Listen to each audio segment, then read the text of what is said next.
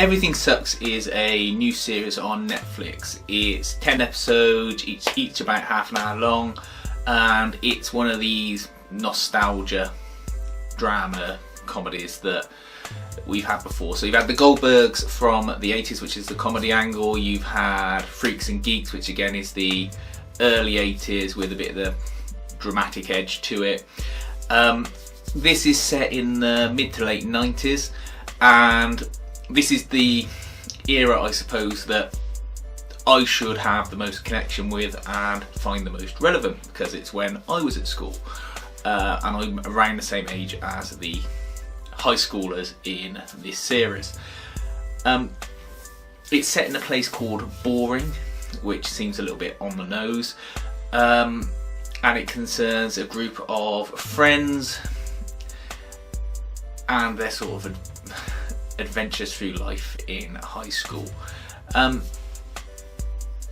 trouble with this is it's just very, very bland.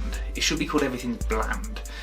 It's got lots of issues that it copes with. It copes with diversity and awkwardness and finding out who you are, etc. And maybe it's because either I didn't grow up in America, or I didn't have to cope with any of these sort of more extreme issues such as sexuality problems, etc. that get covered in this, that I maybe don't find it too interesting. I'm sure it will be interesting to a lot of people, and I'm sure they'll consider this done in a realistic and sort of sensitive manner.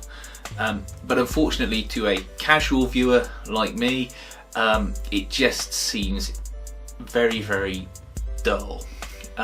Even when there's points that you know shouldn't be dull, and you know that it's got a cast that are all acting really well, it's directed really well, it's produced really well.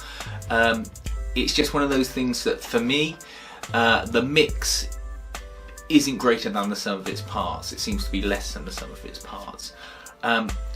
Saving grace is it's only half-hour episodes, so you don't feel you've wasted too much time with it.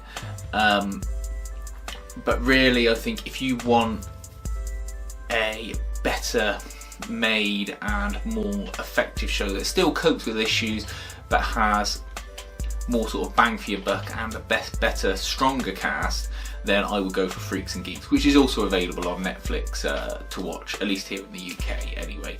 You get more episodes, they're longer, and whilst it's not necessarily my time frame, it just seems to be something that's got that spark that just sets it apart from other shows of the same ilk.